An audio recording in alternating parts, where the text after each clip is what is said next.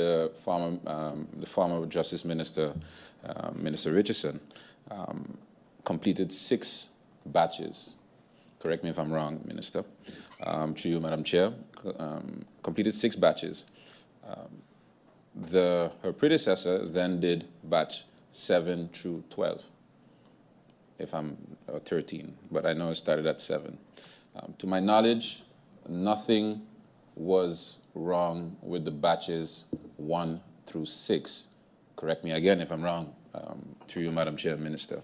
So when I sat and I watched the structures that the new procedure, and I'm the last one to complain about procedures because I'm all about structure, so I was delighted to see that a structure was brought into fruition. But also before that, I took note of the numbers being 289 LBAs as of May 2005, if I get the date correct. And I couldn't, but maybe I got it mistaken. 20 of the 25 from batch 12 had mistakes, correct? A head nod would be fine. 20 of the 25 from batch 12 had mistakes, right? Okay, averagely. Objections, okay. Another word, objections, okay. 20 of the 25 from that singular batch had objections. So leads me to my following questions. Is it that a whole process was created because of objections from 1 out of 12 batches? And referring the minister and also one of the speakers referred to procedures, past procedures. I would like to know if the procedures from batch 7 through 12 were the same procedures from batch 1 through 6.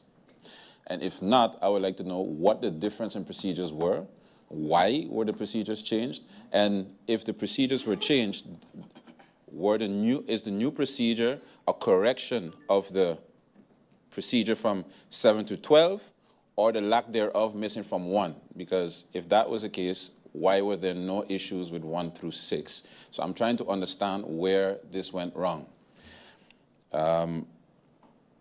So if the minister can clarify that. I also was made to understand that the wonder, or I would say the super employee that the minister referenced, that took part, had a major deal, that basically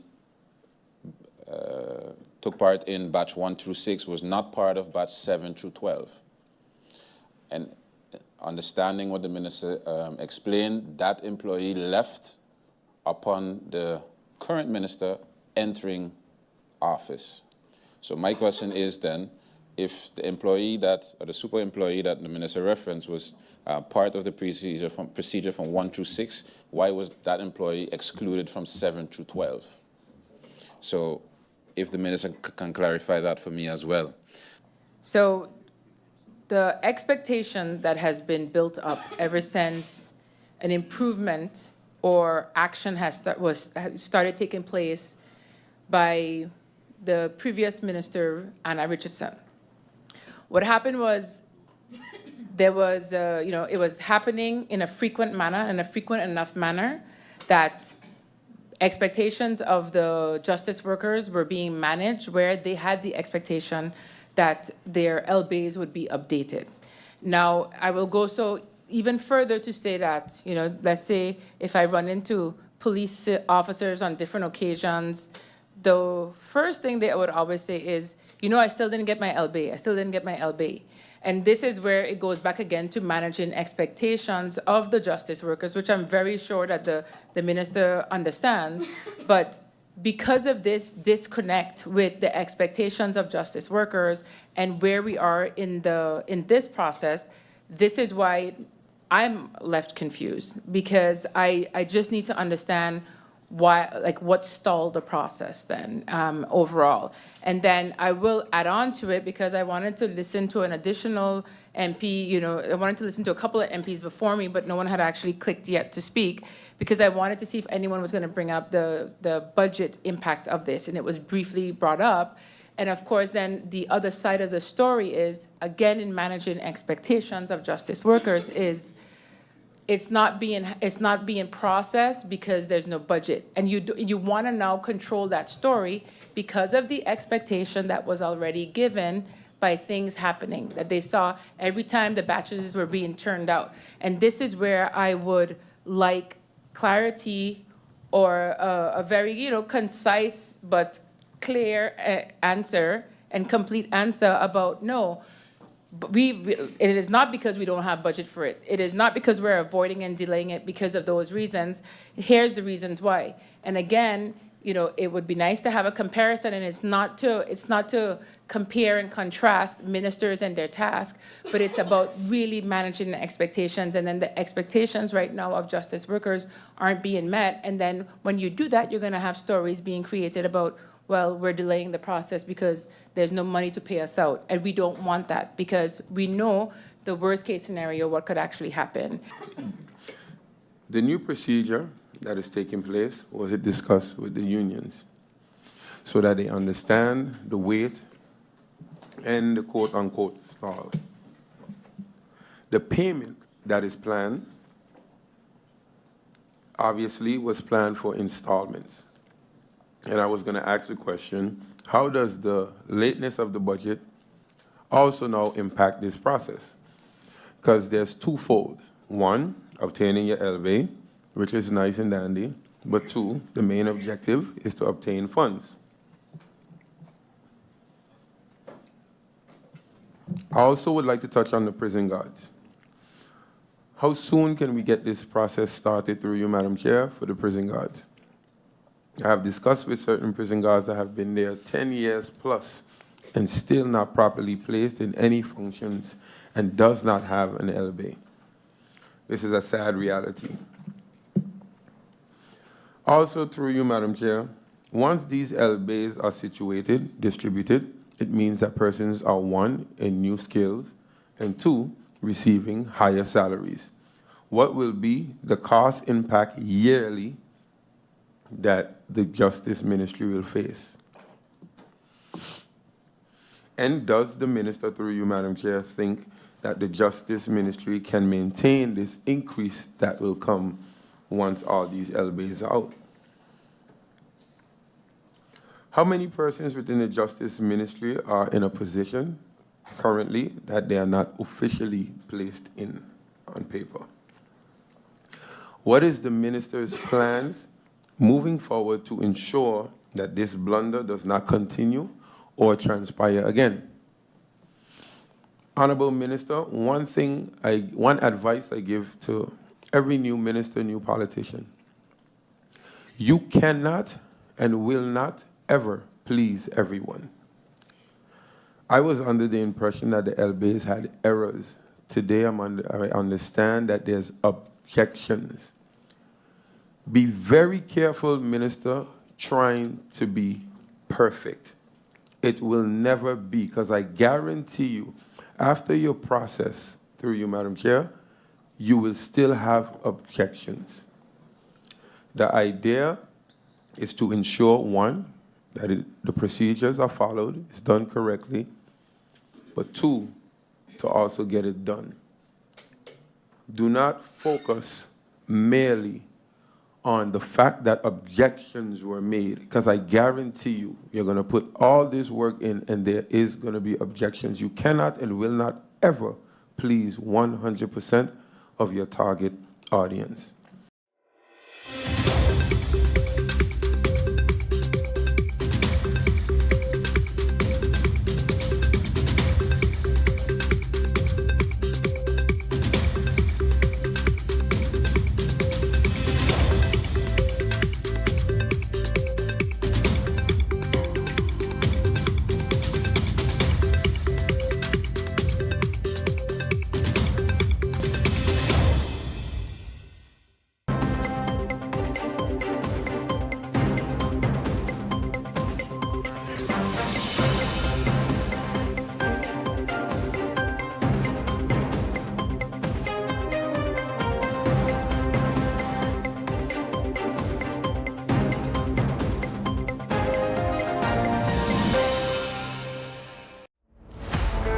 24/7 TV programming on www.stmartinmediacenter.com, SXM Daily News, PBS NewsHour, Now You Know, com programs, documentary, entertainment, sports events, Saturday children's hours, religion programs, and movies. Click on SXM TV broadcast to see your favorite programs.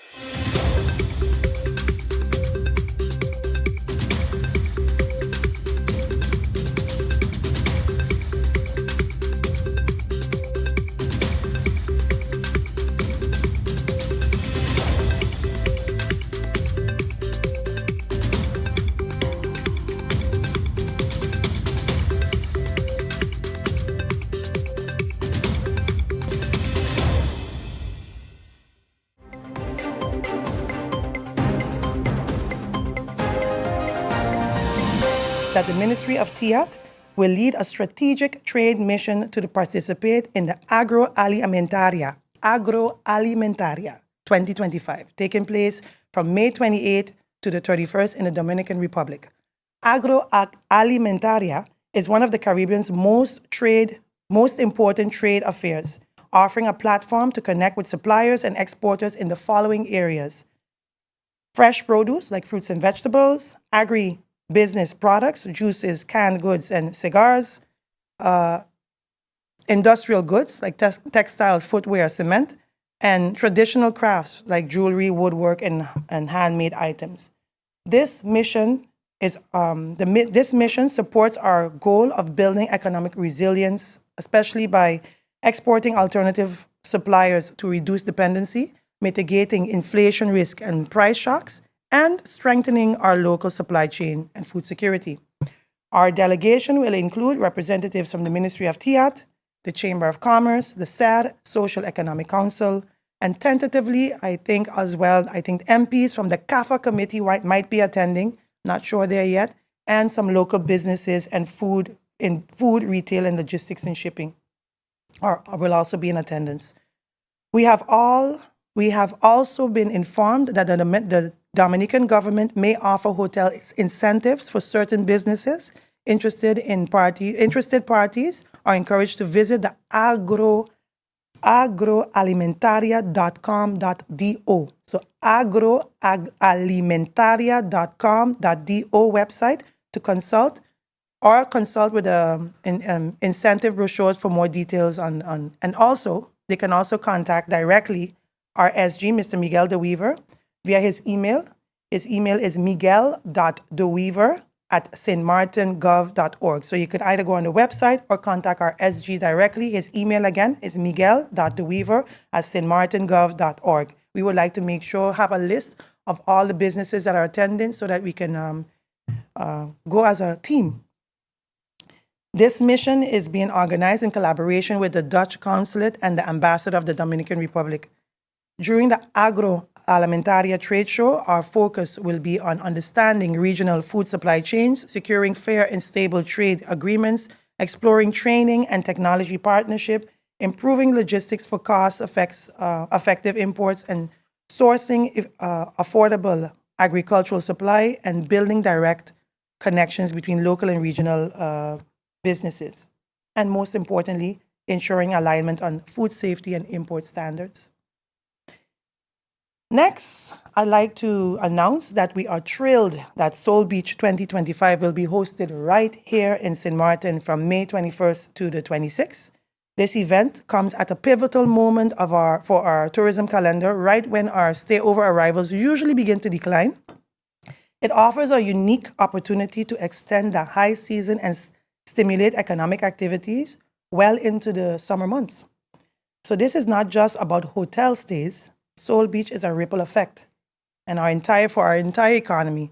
It brings direct benefits to, like mentioned, hotels and accommodations, restaurants, bars, retail shops, taxi drivers, public transportation, hairdressers, stylists, service providers such as sound guys, cleaning companies, local vendors, DJs.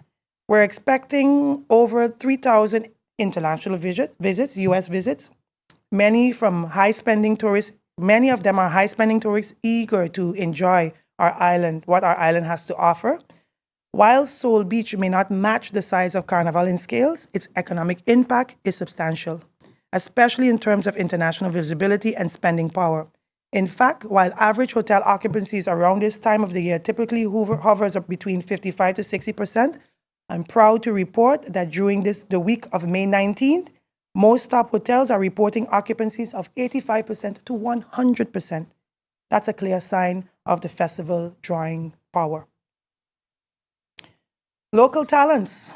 This Thursday in the Daily Herald, Out and About, will be featuring 8 amazing local talents who will be taking stage during Soul Beach. And those are Tamilia, G-Money, DJ Outcast, King Verse, King James, and DJ Blaze, and I think a few more. So I encourage everyone to look and be proud of all the local artists that's also going to be performing.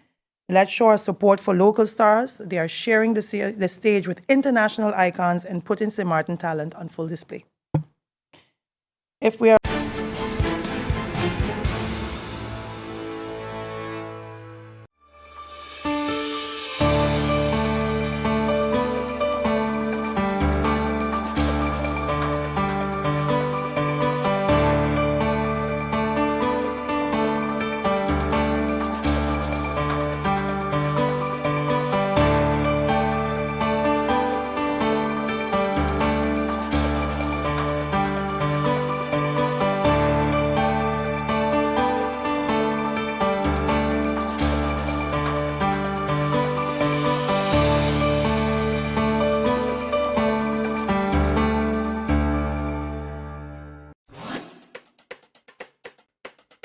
It's time for a new brand that is as bold, vibrant, and colorful as the island of St. Martin, with colors drawn from our diversity, cultural heritage, and nature. Our breathtaking beaches, waters, and sun, the majestic brown pelican, our national symbol, the radiant yellow sage, our national flower, the historic border monument signifying the Dutch and French sides, our exciting cruise, yachting, and boating ports, renowned Maho Beach and St. Martin Airport, the hub to the Caribbean. All these parts come together to create the shape of the island of St. Martin. More than a logo. It's a new brand that engages, excites, and will inspire travelers to book. It's time to tell the St. Martin story, to reintroduce travelers to St. Martin, to honor our past, to embrace our present, and shape our future. Our culture and diversity, Dutch and French sides, unrivaled cuisine, twice the nightlife, entertainment, and shopping, cruises, boating, and yachting, twice the adventure, exploration, and relaxation, splendid and scenic accommodations, Pinel, Tentamar, and island hopping in the Caribbean. Whatever your taste, St. Martin has more. Experience twice the Caribbean. St. Martin. 24/7 TV programming on www.stmartinmediacenter.com, SXM Daily News, PBS NewsHour, Now You Know, programs, documentary, entertainment, sports events, Saturday children's hours, religion programs, and movies. Click on SXM TV broadcast to see your favorite programs.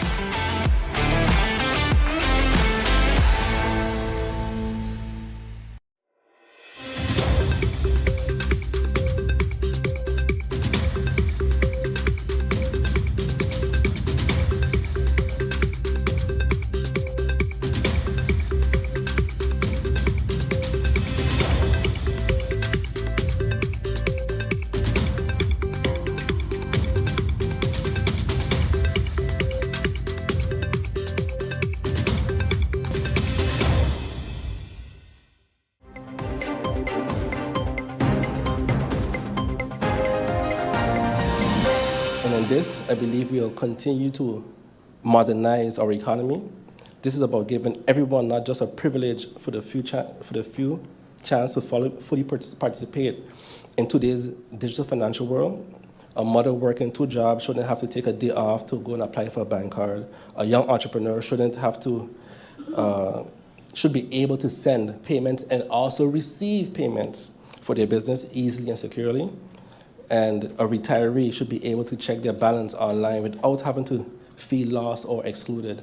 Even this week alone, many persons within the Carnival Village, they say, with all these lines that we have, even the boot holders were complaining, hey, if we had some type of system where we could just tap and go, we'll be able to provide a better service to our clients. So I'm hoping that when that time comes, that the members of Parliament can see themselves within the amendment and also support. And I, again, thank the Minister for coming back today and presenting this law, and I hope that we can finalize it as soon as possible. Thank you. And I would also like to, sorry, Madam Chair, thank the SG for his guidance. And I realize drafting a law is a lot more complicated than many may think. So I also want to thank the SG for his guidance. Thank you. My question is just, I believe some of the MPs before touched on it a little bit, but it's just to understand the logic basically, because this is a cooperation basically with banks to make it more accessible for individuals to have it. But what I don't understand is why there's a maximum deposit of 3,000 guilders, because normally the way banks work are, they make their money through administration fees. Those administration fees are all the little fees that you see on your account. For example, I'll give you one from my account, which is if I have to transfer money to a colleague in a different bank or to someone in a different bank, I pay 6 guilders and 27 cents. If I have to transfer money to someone from my same bank, I pay 1 guilder. And, oh, sorry, this is if I'm making a payment. So if I'm paying GB or Telem, I have to pay 1 guilder. And then I have a monthly maintenance fee of 15 guilders. So the reason that I'm bringing that up is that banks make their money through the fees that they charge us for having an account at their bank. So having a maximum threshold of 3,000 doesn't really make sense. What I'm used to is most banks, actually not in St. Martin, in the rest of the world, I'm used to most banks having a minimum that way that if you keep your minimum, they don't charge you excessive fees. So, the reason I'm questioning this is because by having a limit onto how much people can have on that account, you're still basically not, getting people used to the idea of using this account for transactions, that we're trying to shift people to go over to more digital ways of paying, just like the previous MP was talking about, MP Arian, about making things more digital, having more access. As in, for most of us on the island going into the village, indeed, we could actually use our card swipe, or maybe we get to the time in our life here where we catch up with the rest of the world and we can actually just take the phone and then tap it the way that you do it in other places. But it really didn't make much sense, and I would just like an explanation on that, please, because while the bank account is referring to a maximum threshold on it, it also doesn't explain the bank fees. And that's why I specifically went over my personal bank fees on my account so that I can know what to expect from a basic bank account, because even though we're providing a service to persons that don't have it, or the 17% that don't have it, if they're still going to be getting the same fees like me, then they might just continue to keep their money under their mattress. The Minister of Finance for following through on this legislation. I believe is something that's very important. This is a direct consequence of globalization.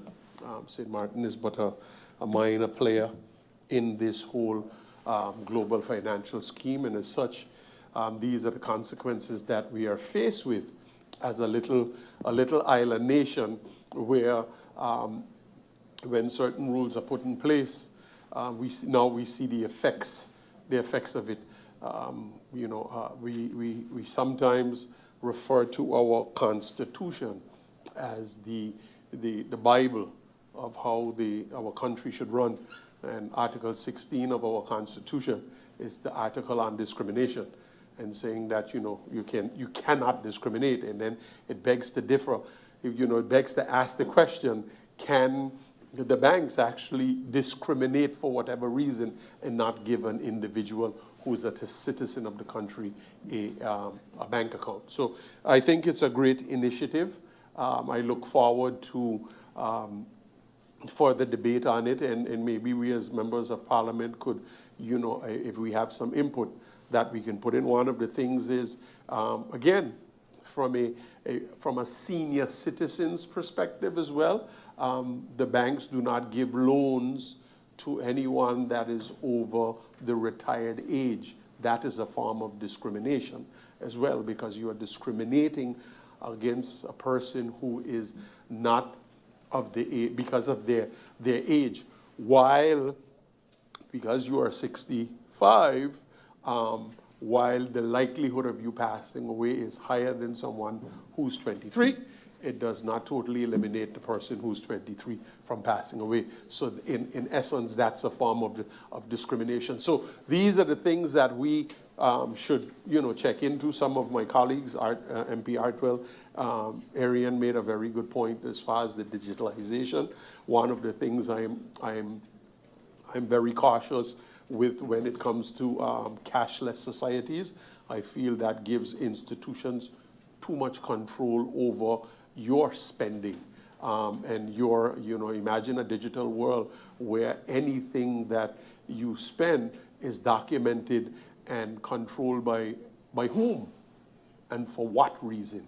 So I think this is something that we must, tread on very, very. This is the way the world that's going. But if great countries, big countries like the United States and even Europe are testing it in small areas and not on a broad scale, it's something that we will have to consider as well. So once again, Minister, thank you, and congratulations on this initiative. Elucidation to this law, the phrase social inclusive economics appears many times. Everyone, now I'm going to the draft law itself, everyone who wants, and I don't want to say who wants a bank account, I want to say everyone who wants to bank should be able to do so. In this draft law for a basic payment account, the introduction to the law, and during my introductory remarks, I referred to a draft proposal here in Parliament that came from former MP Bryson and registered here in Parliament under IS 551 of the parliamentary year 21-22. And there are some fundamental differences between that draft proposal that was presented to the government to forward to the Central Bank of Curaçao and St. Martin and the draft before us today. Just a few, but fundamental differences. One, in this draft, non-residents, so persons who are not registered residents of St. Martin, are included. If we look at the EU regulations, for example, they do include that you need to have some kind of registration in the country where you will be getting a bank account. And so I would like to know governments and the Central Bank of Curaçao and St. Martin position on this matter. in the proposal that was sent to government, it was suggested that legal entities who in the regular process of things cannot get a bank account should also fall under the basic payment account legislation. That is not the case in this draft law before us. And which makes me wonder even more, and I ask, why is in this draft law of ours reference made to the advice of the Council of Advice of Curaçao?